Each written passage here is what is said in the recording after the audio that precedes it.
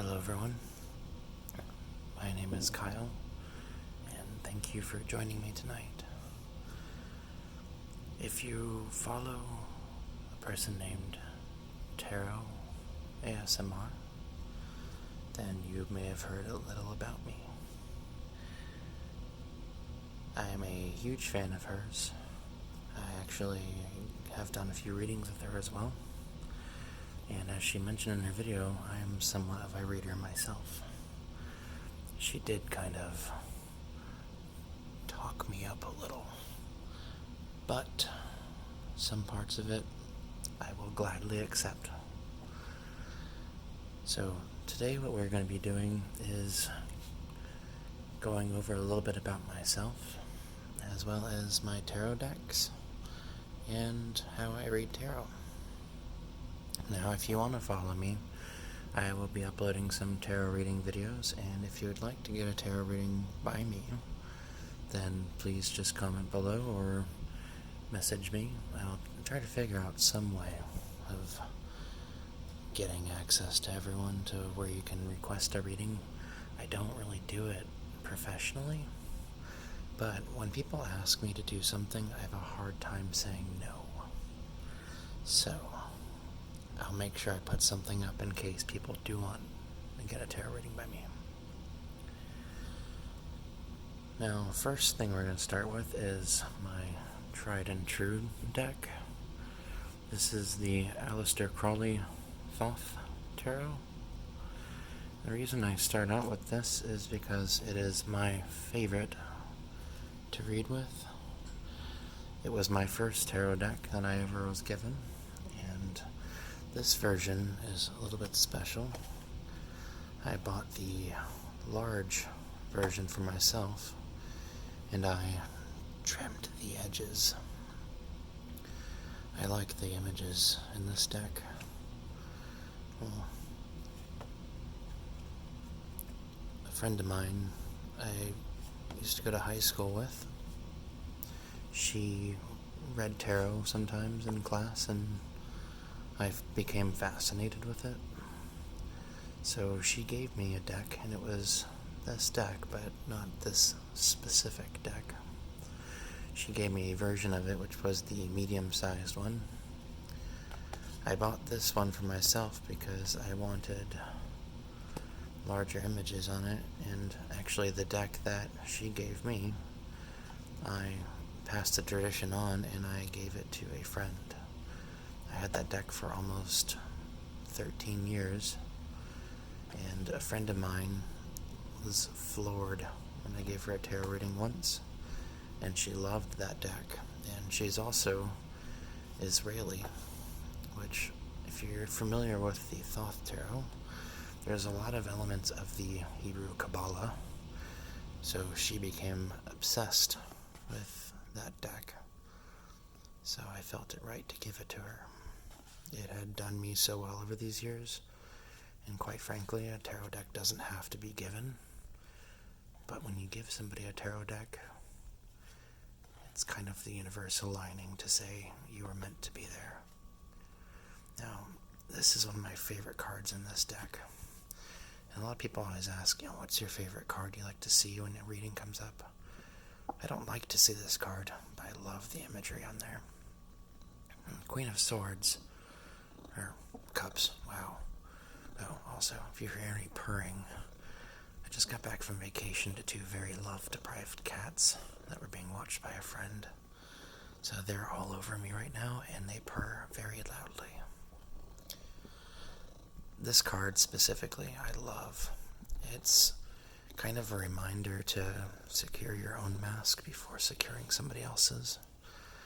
The Queen of Cups is often a person that kind of forgets about themselves, and they take care of everything around them so brilliantly, but they forget about themselves, which I have that nasty habit myself.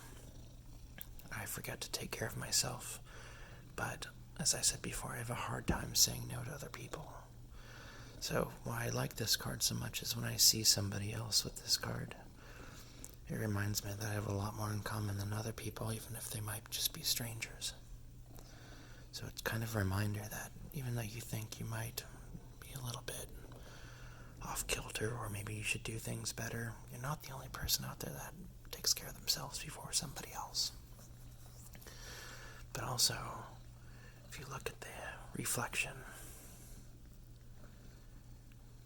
there's a distorted image of this person staring back at herself. And you can see she sees herself. She looks at herself through the people and the things around her. And she doesn't get a full realistic view of herself because it's always distorted. If you look for an image of yourself in the reflection, it will always be distorted.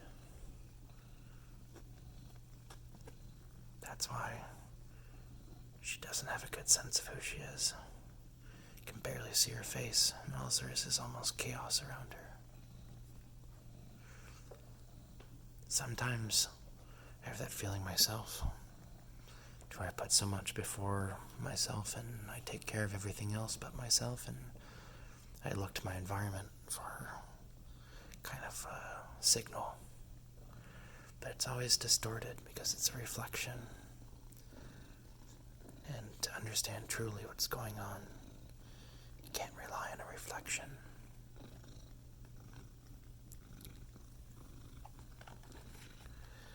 Now, if you like this deck, it is a very well published deck, so it's very easy to find. Most people don't like this deck, I found, except for people that have kind of grown up with studying the occult or witchcraft or something, because it does have a lot to do with modern occult, and there are a lot of things that the Golden Dawn even influenced into modern occult, and so did the Kabbalah. But a lot of people apparently don't like this deck because these suits here don't have people. Honestly, that's why I like this deck so much. I think that people can complicate things.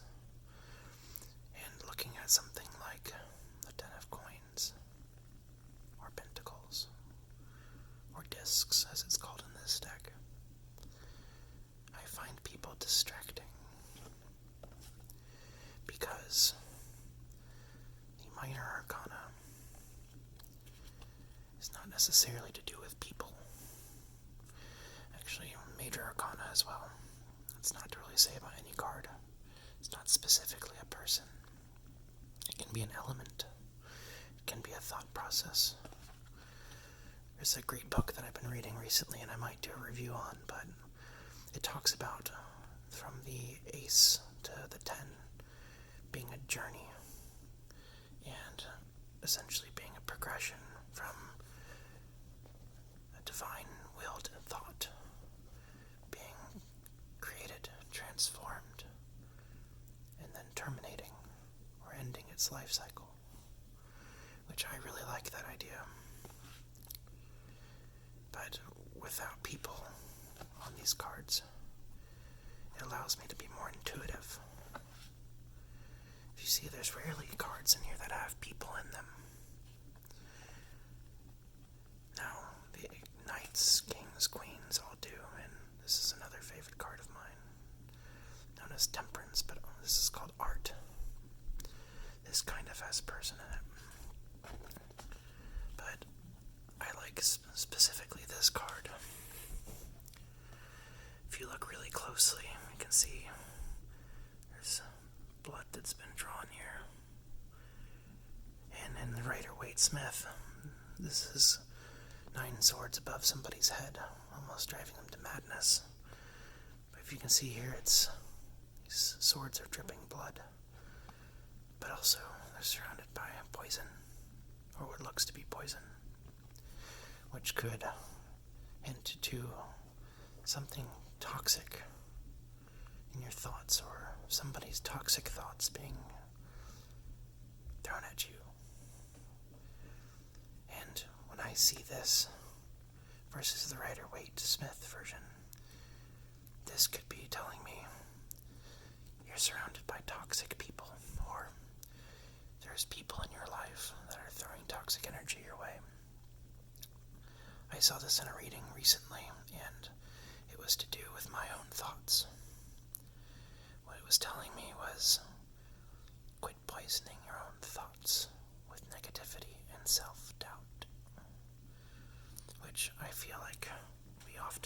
ourselves when we have an idea or a thought that we're nervous on bringing into reality because it's personal and private. When something's personal, it can have a big impact and it makes you more guarded. Trying to find my last favorite card. There's the Tower too, which most people are scared when they see.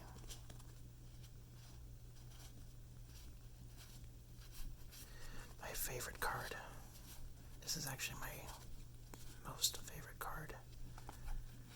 Is Death. This is one of my favorite cards in tarot decks as well, and you might think that's a little morbid, but not really.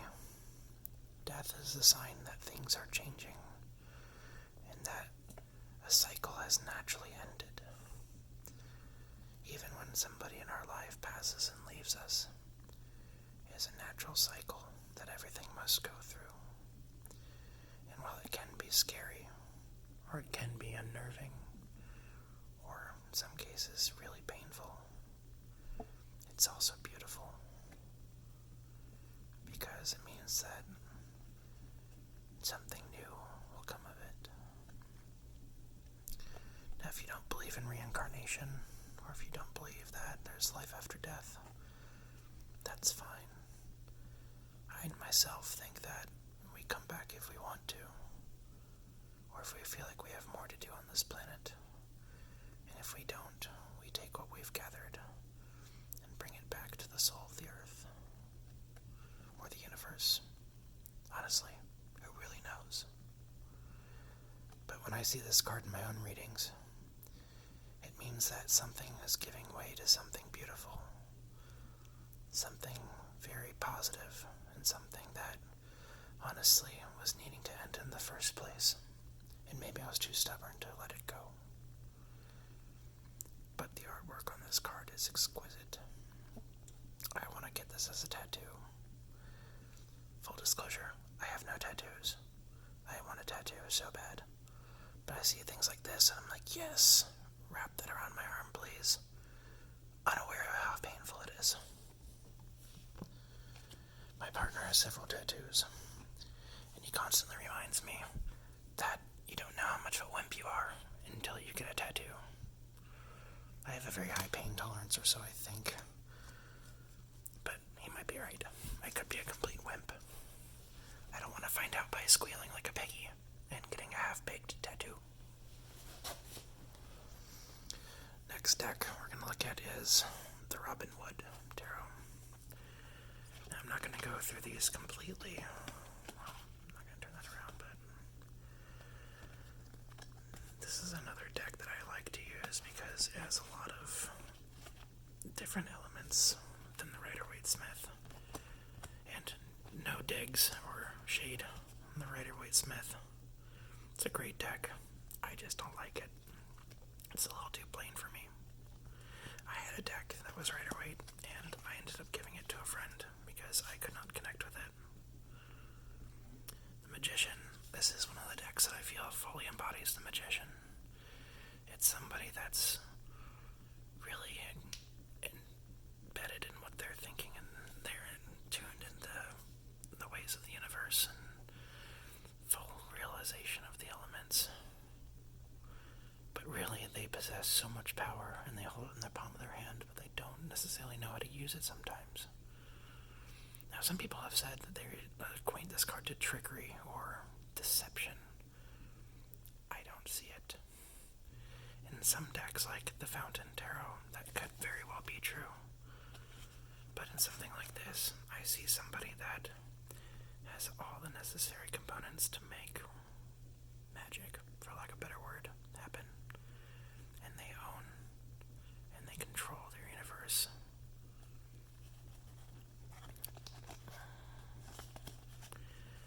As you can see, the images are just a little bit more detailed than Rider-Waite-Smith. Even though it's based on it, it's just a little bit more intuitive. I mostly uses whenever I'm doing a tarot-based spell or ritual. Full disclosure, I am Wiccan or pagan. I think pagan's a better word because most Wiccans will be like, well, you have to be initiated. You need to do all this on a daily or weekly basis. Blah, blah, blah. I don't really subscribe to that. I practice my spirituality the way I want to. And you can't say shit about it. Oops, I said shit. My bad.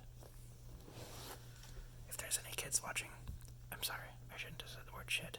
But one day you'll grow up and you'll learn how to use the word shit. I think that people that are offended by swearing, for lack of better words, need to pull their out of their ass. Honestly, when you realize what those words mean, we have the exact same words somewhere else. You just say it differently, and it sounds differently, so when you swear, you feel more powerful. You're not. That's my opinion, at least.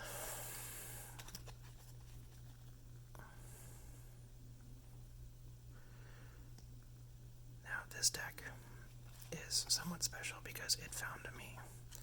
I was in a shop one day, and it just jumped out at me, literally fell and hit me on the head. And I said, screw it, I'll buy it. It was $20. It's called the Viking Oracle cards, and there's about 30 or so of them. I think 35 or so. And I use this rarely, or so for my own readings.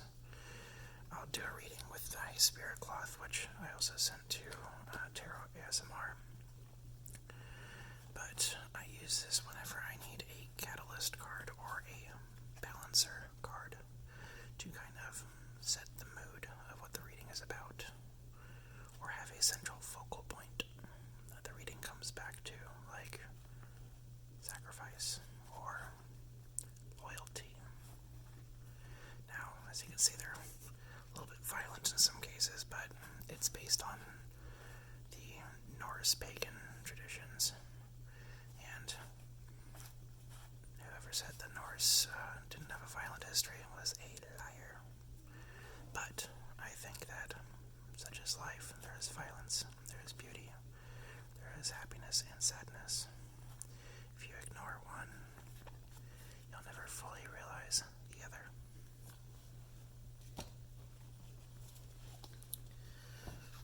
Now, this next deck is something that, again, I find myself rarely using, but it was an impulse buy, and I actually really like it, but I do have a hard time connecting with it.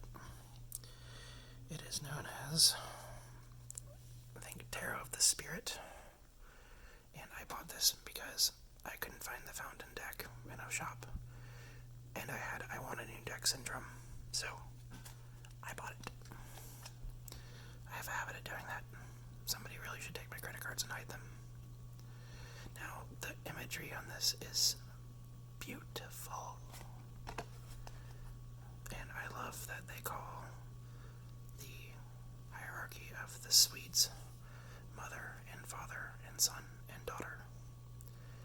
It really lends more perspective to what type of person and what type of maturity level, and especially if you're dealing with a concept,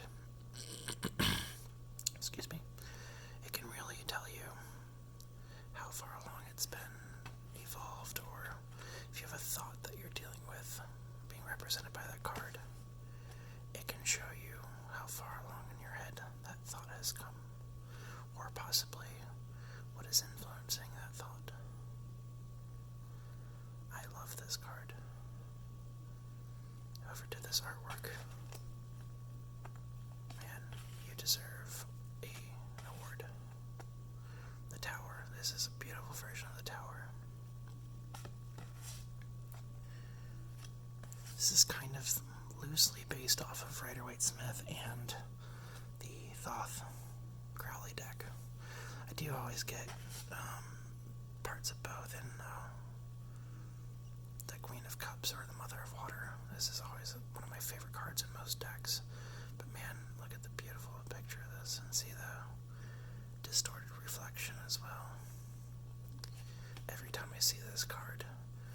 get that song from Mulan stuck in my head where she's like, "Who is that girl I see staring back at me?"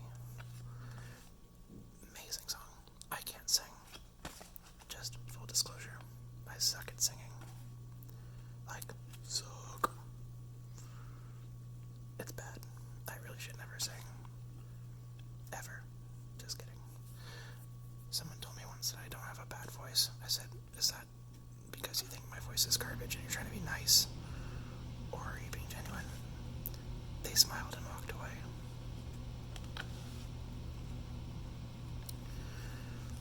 It's a great deck if you love colors, you love motion, and you like movement and geometry.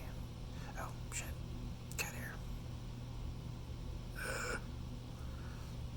My cats own me more than I own them.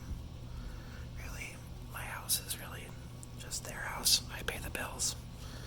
They sleep in my stuff and get hair all over it. But it's all good because they're warm and they're nice. People say cats are the worst roommates you could ever have. I should introduce them to my last roommate I ever had. That dude was terrible. Just kidding. But he was a son of a bitch. Now this one.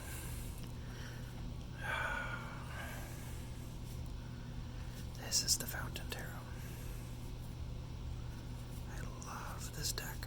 I use this deck almost as much as my Aleister Crowley deck. The really reason I like this deck so much is it's based on Rider-Waite-Smith, but the meanings are so different. If you actually flip through the booklet, it lends you a lot of perspective on the person that created this deck and what kind of thinker they were. Because it's not necessarily the same meanings as you would see in the traditional Rider-Waite-Smith tarot. There's a lot of optimism in dark things in this deck, which is one of the reasons I love it. You can't have positive without negative, or light without dark. And this deck fully realizes that, but always manages to find the beauty in the darkness. Like this shows somebody juggling too many possibilities or too many things that they can't fully grasp. And they're having a hard time keeping themselves. But at the cost of these two objects they have in their hand. So this is usually a warning sign to say, if you have too many possibilities, at what point are you willing to risk them for your own well-being? How far will you go to defend a dream or let it die? In some cases, it could be a positive thing to let something die, like a dream of something that's no longer relevant or that shouldn't exist in your head. I've been battling with that myself recently. Let's take a minute and focus on this card for a second. I had to cut because I knocked over my tripod that my camera is on. This specifically came up in a reading I did a few weeks ago, and the two things that it's talking about here with me was two possible realities. I used to do photography kind of back in the day type thing. I now work in a technology field, and I was kind of trying to juggle both those worlds. And this kind of came up saying, at what cost?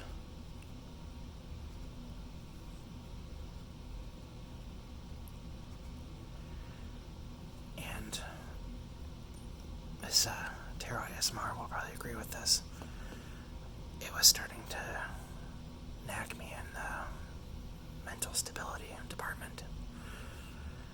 I was having a hard time understanding direction, and I had a lot of opportunities that would come in both areas, and I needed to let go of one, but I didn't know which. And at what cost was it going to take for me eventually made the decision recently, but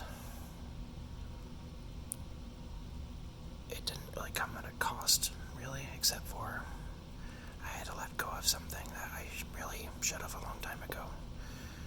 And that something was failure.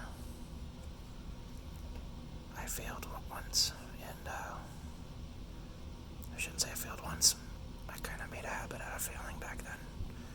I was kind of good at failing, like I could have wrote a book on failing.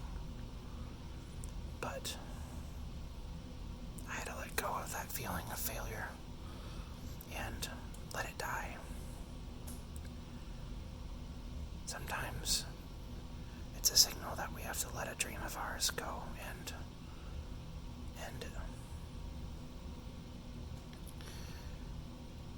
it's sad when you have to let it go, but this is always a warning sign that you're coming across that type of a decision to where you might risk your own health or you risk your own mental stability. And for what? Something you should have let go of a while ago.